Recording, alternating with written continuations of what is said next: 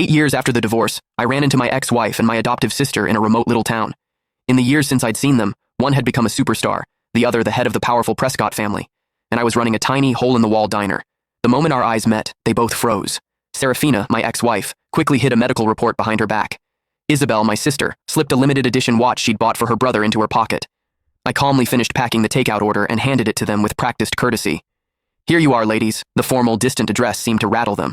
As they were leaving, Serafina suddenly turned back. "Didn't you say you'd only ever cook for me?" I offered a polite, empty smile. The foolish promises of youth, they don't mean much now, just like the people and memories I once thought I could never get over. With time, they had all faded to nothing. Through the open glass door, the noise of the street drifted in, but it couldn't dispel the frozen silence that had settled over the diner. The two women who had conspired to ruin me, to cast me out of my own home, now stood at the counter, unwilling to leave. Serafina clutched the plastic bag of food, choosing her words carefully. "Owen is injured and needs to recuperate. The facilities here are excellent, so we brought him to stay for a while.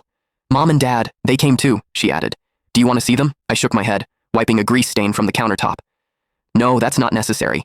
Please give my regards to Mr. and Mrs. Prescott." I paused, then added, "Actually, it's probably best you don't mention me at all.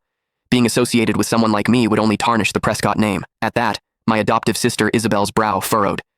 "Noah, these past few years Noah!" A young woman with streaks of red in her hair bounced into the diner, instantly latching onto my arm like a koala. "I'm starving. The school cafeteria food was literal poison today," I chuckled, ruffling her hair. "You say that every day, Gigi. There's a plate of your favorite shrimp scampi in the kitchen. I just made it. Go get it yourself." Gigi just hugged my arm tighter, whining, "No, you have to eat with me." Noticing that my other two visitors still hadn't left, my smile faded. "Is there anything else I can get for you, ladies?" The message was clear, but it took them a long moment to shake their heads. Serafina seemed to drift off for a second when she heard shrimp scampi. Isabel stared at Gigi clinging to my arm, her lips parting as if to speak, but no words came out. I led Gigi into the back, the curtain falling behind us and cutting off their view. When I came out again, they were gone. "Hey," Gigi said around a mouthful of shrimp. "Did you know them? They weren't here to cause trouble, were they? I've seen them on TV.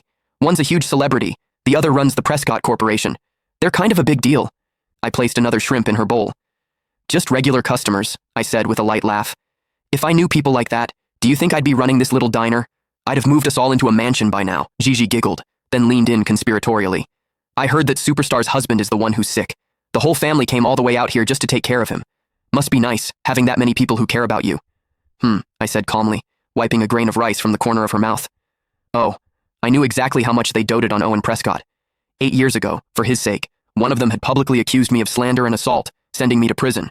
The other had announced to the world that I had taken my own life out of guilt, personally ensuring I was erased from." Click the link in my bio to get the full story for free.